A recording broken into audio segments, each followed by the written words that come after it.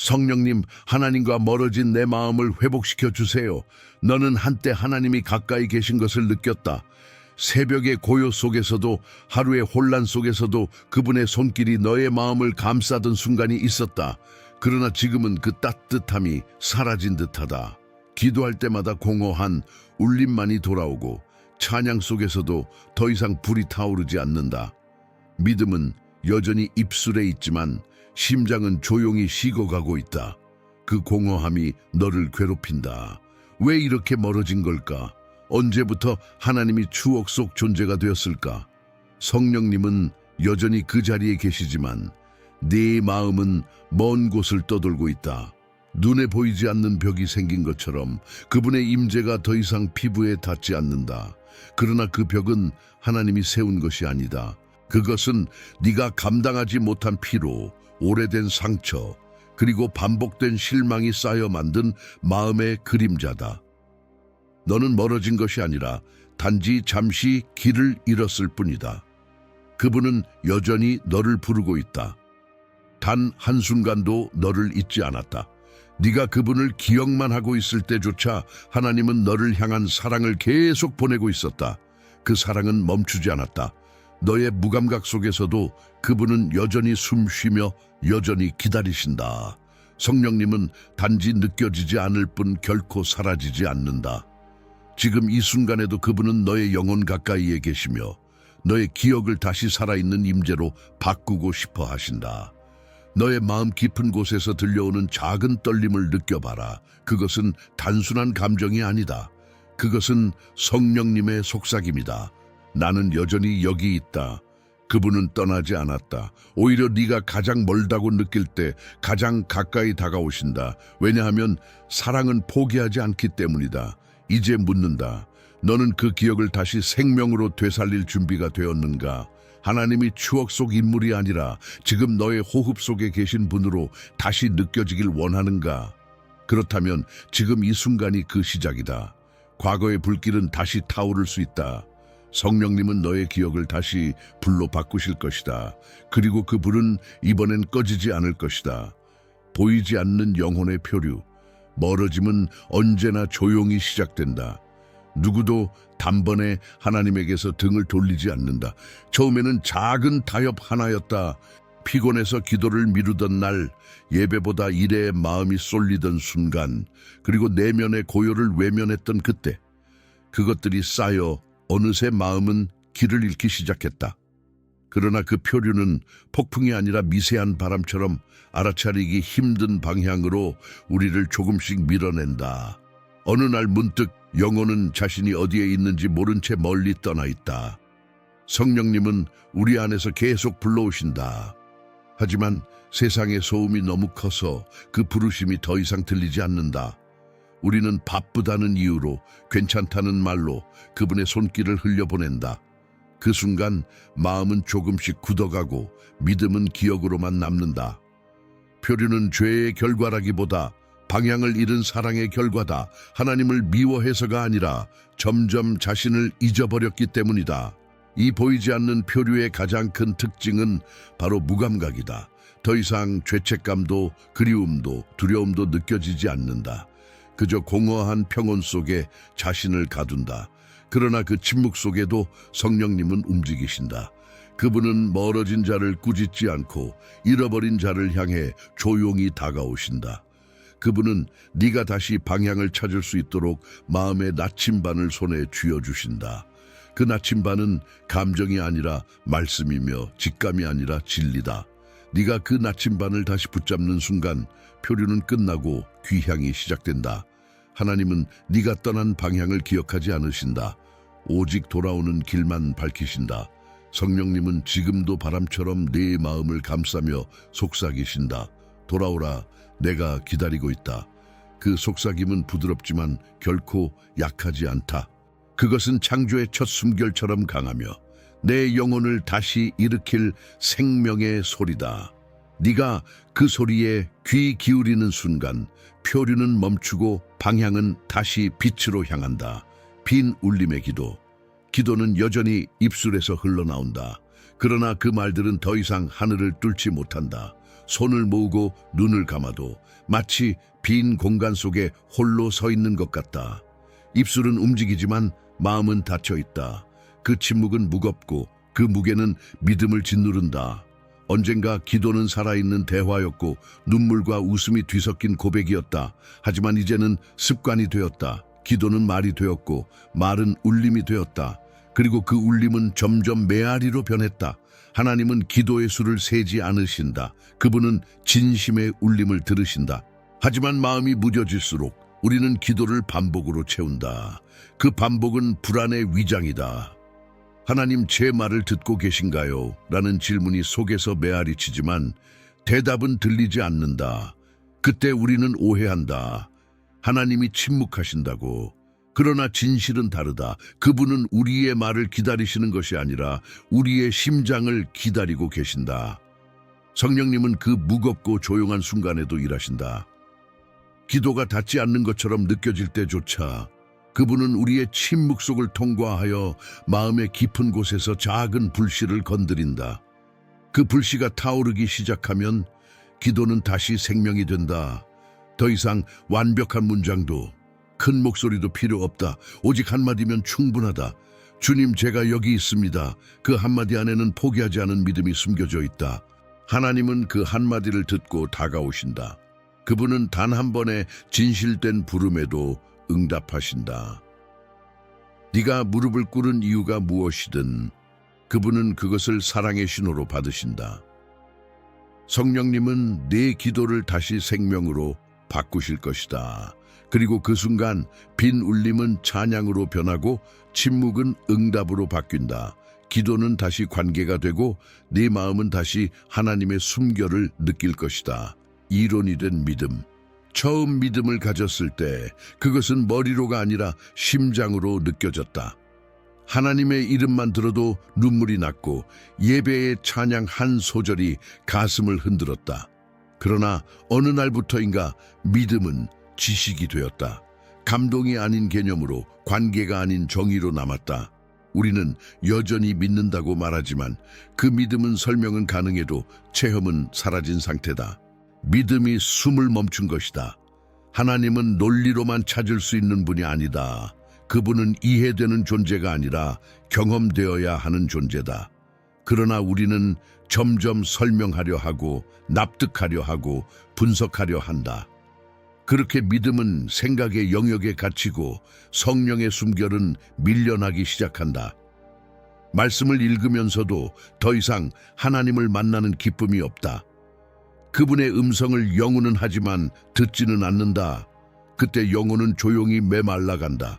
성령님은 우리가 잊은 단순함을 회복시키기 원하신다. 이해보다 신뢰를, 논리보다 순종을 다시 가르치신다. 하나님은 우리에게 논문이 아니라 고백을 원하신다.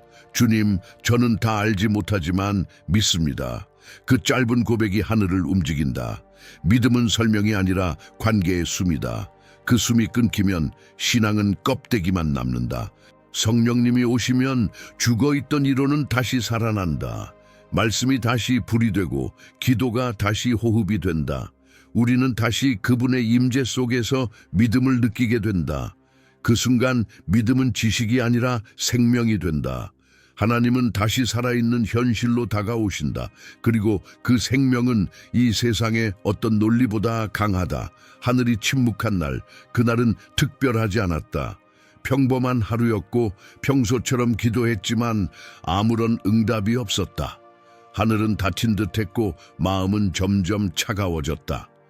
하나님께 버림받은 듯한 느낌, 아무도 모르게 밀려드는 그 외로움. 그러나 그 침묵은 하나님의 부재가 아니라 더 깊은 부르심의 시작이다.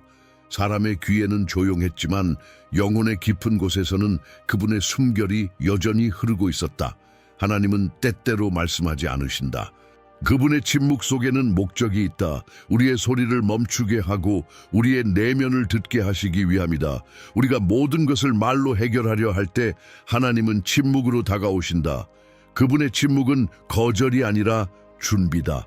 다듬어지지 않은 마음을 정화시키고 인간의 확신이 꺼져야 비로소 믿음의 불을 다시 지피실 수 있기 때문이다. 성령님은 그 고요 속에서도 활동하신다. 느껴지지 않아도 보이지 않아도 그분은 우리 안에서 일을 멈춘 적이 없다. 우리가 멀어졌다고 느낄 때 오히려 그분은 더 가까이 다가와 계신다. 하나님은 침묵으로 우리를 비우고 다시 채우신다. 그분은 인간의 언어로가 아니라 영혼의 침묵 속에서 말씀하신다. 예수님도 십자가 위에서 이런 침묵을 경험하셨다. 마태복음 제27장 46절에서 예수님은 나의 하나님, 나의 하나님, 어찌하여 나를 버리셨나이까? 라고 외치셨다. 그러나 바로 그 순간 인류의 구원은 완성되고 있었다. 하나님은 침묵하셨지만 그 침묵 속에서 역사를 바꾸셨다. 마찬가지로 너의 삶 속 침묵도 하나님의 부재가 아니라 하나님의 작품이 만들어지는 과정이다. 성령님은 너에게 이렇게 말씀하신다. 내가 아무 말도 하지 않는 것 같아도 나는 여전히 일하고 있다. 그러니 침묵을 두려워하지 마라. 그 침묵은 하나님이 너를 떠나신 증거가 아니라 너의 영혼을 다시 빚고 계신 증거다. 하늘이 조용할 때 하나님은 너의 마음 깊은 곳에서 새로운 이야기를 쓰고 계신다. 내 마음 문 앞에서 기다리시는 영, 하나님은 문을 부수지 않으신다. 그분은 강제로 들어오지 않으신다. 성령님은 언제나 문 앞에 서서 기다리신다. 손잡이는 안쪽에만 있기 때문이다. 네가 스스로 마음을 열 때까지 그분은 조용히 그러나 단 한순간도 자리를 떠나지 않으신다. 우리가 하나님을 잊은 것 같아도 그분은 우리를 잊은 적이 없다. 우리가 멀어진 동안에도 성령님은 그 자리에 우리의 문 앞에서 여전히 서 계신다. 그분은 기다리면서 울지 않으신다. 대신 부드럽게 속삭이신다. 나는 여전히 너를 사랑한다. 그러나 우리의 마음은 종종 너무 시끄럽다. 세상의 걱정, 상처, 두려움이 문틈을 가득 메우고 하나님의 음성은 점점 희미해진다. 그분은 조용히 손을 내밀며 기다리신다. 너의 문을 열면 내가 들어가 너와 함께 하리라. 요한계시록 제3장 20절의 이 약속은 단순한 구절이 아니라 지금도 내 마음 앞에서 울려 퍼지는 현실이다. 성령님은 조급하지 않으신다. 우리의 시간보다 오래 기다릴 수 있는 분이기 때문이다. 그러나 그 기다림은 단순한 인내가 아니다. 그것은 사랑이다. 사랑은 강요하지 않는다. 사랑은 문 앞에서 기다린다. 그분은 우리가 두려움을 내려놓고 다시 사랑을 선택하기를 원하신다. 하나님이 너의 문을 두드리실 때 그것은 심판이 아니라 회복의 시작이다. 문을 여는 것은 어렵다. 왜냐하면 열면 다시 상처가 드러나기 때문이다. 그러나 닫혀있는 문은 결코 치유되지 않는다. 성령님은 그 상처 속으로 들어오셔서 너의 고통을 다루신다. 그분은 상한 마음을 수리하시고 무너진 감정을 새롭게 하신다. 네가 문을 여는 그 순간 공허함은 사라지고 평안이 들어온다. 두려움은 떠나고 사랑이 들어온다. 하나님은 강요로가 아니라 초청으로 들어오신다. 지금 그분은 여전히 네 문 앞에 서 계신다. 손끝에 닿을 듯한 거리에서 네가 문을 열기만을 기다리고 계신다. 성령님의 음성은 오늘 이렇게 속삭인다. 너의 마음을 다시 내게 열어라. 내가 너의 안으로 들어가 너와 함께 거하리라. 정직한 항복에서 오는 치유. 사람은 강해 보이려 하지만 하나님 앞에서 강함은 치유를 막는 벽이 된다. 성령님이 진짜 회복을 시작하시는 순간은 우리가 모든 가면을 벗을 때다. 그분은 완벽한 사람을 부르지 않으신다. 정직한 영혼을 찾으신다. 진짜 항복은 패배가 아니라 치유의 문이다. 하나님은 우리가 무너지는 순간을 기다리신다. 그때 비로소 사랑이 스며들 수 있기 때문이다. 우리가 가장 숨기고 싶은 상처, 가장 감추고 싶은 실패, 바로 그곳에서 성령님은 일을 시작하신다. 회복은 의지가 아니라 진실에서 시작된다. 하나님께 괜찮아요 라고 말할 때는 아무 일도 일어나지 않는다. 그러나 주님, 저 이제 괜찮지 않습니다 라고 고백하는 순간 하늘이 움직인다. 그때 성령님은 조용히 다가와 내 상처 위에 손을 얹으신다. 그리고 오랫동안 멈춰있던 마음의 시간에 다시 생명을 불어넣으신다. 하나님은 완벽한 기도를 기다리지 않으신다. 단 한마디의 진실된 고백이면 충분하다. 하나님, 저는 지쳤습니다. 그 말 한마디 안에 회복의 씨앗이 있다. 성령님은 그 고백을 듣고 그 자리에 임하신다. 네가 항복하는 그 순간 하나님은 싸움을 멈추고 안아주신다. 그분은 패배한 자를 꾸짖지 않으시고 부서진 마음을 끌어안으신다. 진짜 항복은 손을 드는 것이 아니라 마음을 여는 것이다. 그 열림을 통해 하나님의 평화가 세우며든다. 네가 포기했을 때 하나님은 시작하신다. 네가 내려놓을 때 성령님은 채우신다. 그분은 강요하지 않으시고 단지 진심을 기다리신다. 그리고 그 진심은 천국의 문을 여는 열쇠가 된다. 오늘 성령님은 너에게 이렇게 말씀하신다. 네가 더 이상 숨지 않아도 된다. 나는 이미 내 상처를 알고 있다. 이제 그 자리에서 나를 부르라.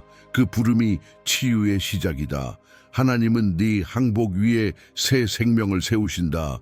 잊혀진 사랑을 깨우는 손길. 하나님을 향한 사랑은 한때 불처럼 타올랐다. 말씀 한 구절에도 눈물이 났고 찬양 한마디에도 심장이 뛰었다. 그러나 세월이 지나며 그 불은 재로 변했다. 문제는 사랑이 사라진 것이 아니라 먼지 속에 묻혀버렸다는 것이다. 성령님은 바로 그 묻힌 사랑을 깨우러 오신다. 그분은 큰 폭풍으로가 아니라 부드러운 손길로 다가오신다. 그 손길은 설명할 수 없지만 느낄 수 있다. 오랫동안 무감각했던 영혼이 다시 반응하기 시작한다. 기도 중에 갑자기 눈물이 흐르고 잊었던 감사가 다시 떠오른다. 그것은 감정이 아니라 영혼의 회복이다. 성령님이 닿는 순간 기억 속에만 있던 하나님과의 시간이 현재가 된다. 그분의 손길은 잊힌 사랑을 깨우고 식은 마음에 다시 불을 지핀다. 그 손길은 부드럽지만 강하다. 한때 상처로 얼어붙은 마음의 벽을 녹이고 냉소 속에 숨은 믿음을 깨운다. 하나님은 과거의 불꽃을 단지 추억하게 하지 않으신다. 그분은 새로운 불을 붙이신다. 이전보다 더 순결하고 더 깊은 사랑으로 타오르는 불이다. 그 사랑은 의무가 아닌 관계로, 종교가 아닌 생명으로 흘러나온다. 요한복음 제21장 15절에서 예수님은 베드로에게 3번 물으셨다. 네가 나를 사랑하느냐? 그 질문은 책망이 아니라 회복의 초대였다. 예수님은 실수한 제자에게 다시 사랑할 수 있는 기회를 주셨다. 그리고 지금 성령님은 같은 질문을 네 마음에 던지신다. 너는 여전히 나를 사랑하느냐? 그 물음에 눈물이 흐를 때 잊혀진 사랑은 깨어난다.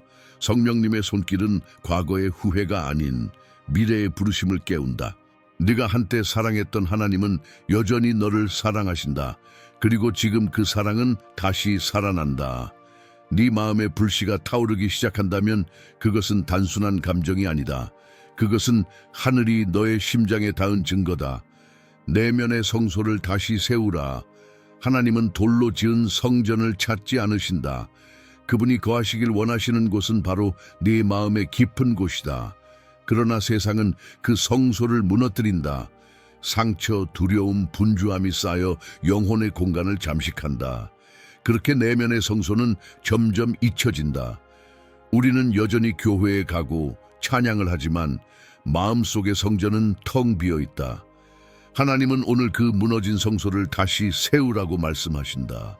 성령님은 그 재건의 설계자이시다.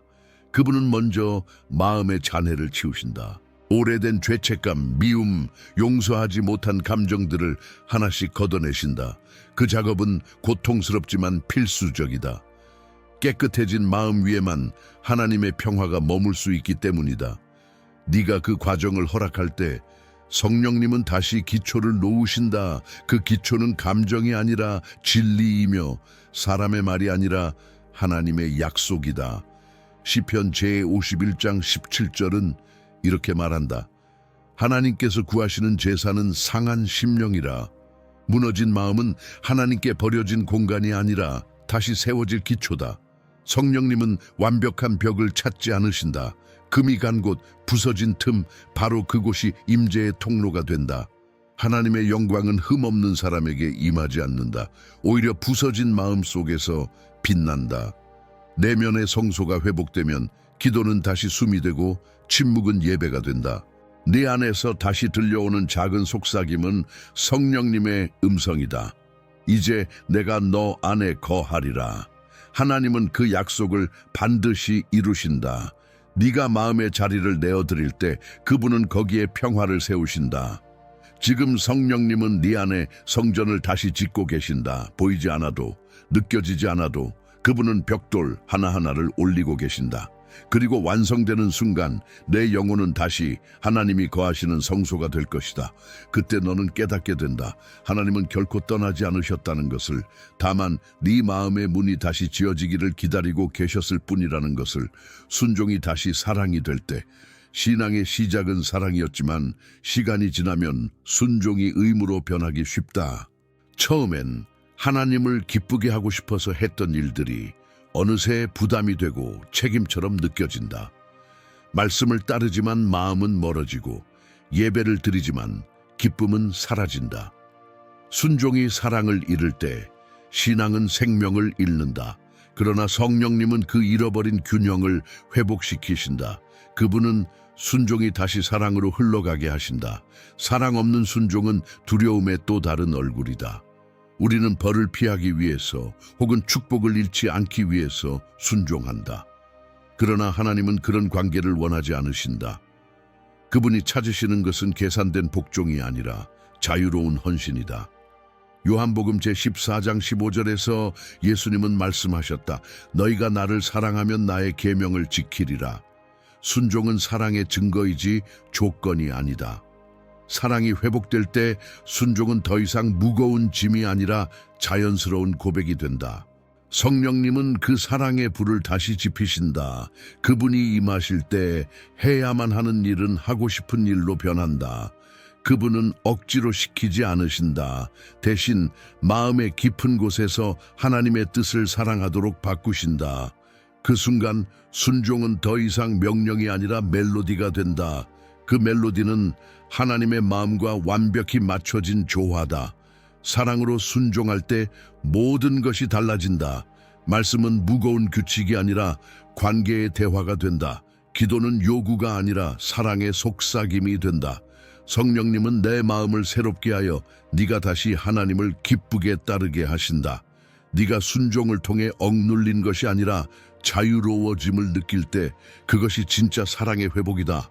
하나님은 네가 완벽하게 순종하길 원하시는 것이 아니다.